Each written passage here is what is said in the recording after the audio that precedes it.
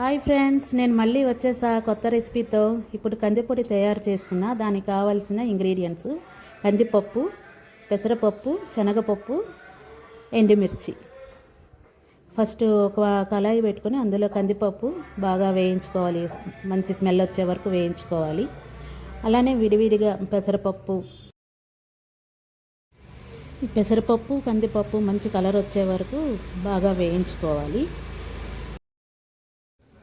ఈ రెండు బాగా వేగాక మళ్ళీ అదే కళాయిలో శనగపప్పు వేసి బాగా ఇది కూడా సేమ్ వాటిలాగే కలర్ వచ్చేటట్టు వేయించుకోవాలి ఫ్రెండ్స్.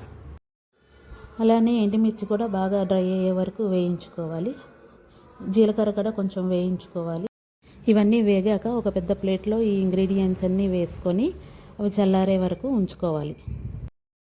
ఇవన్నీ పక్కకు తీసుకొని పెట్టాక ఆ వేడిగున్న కళాయిలోనే సాల్ట్ కొంచెం వేడి చేసుకోవాలి. మనం మంచిగా వేయించుకున్న ఈ ఇంగ్రీడియంట్స్ అన్నీ పక్కన పెట్టుకొని మంచిగా చల్లారే వరకు ఇలా ఉంచుకోవాలి. ఇలా పక్కకు పెట్టుకున్న పప్పులన్నీ చల్లారాక ఇలా ఒక్కొక్కసారి కలుపుకోవాలి.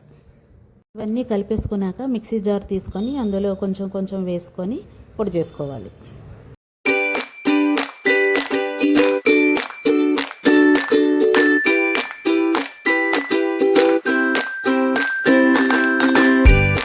ఇదంతా మిక్సీ పట్టుకున్నాం కదా, చూడండి ఎంత కలర్ఫుల్గా కనిపిస్తుందో. చూస్తుంటే నోరు ఊరిపోతుంది.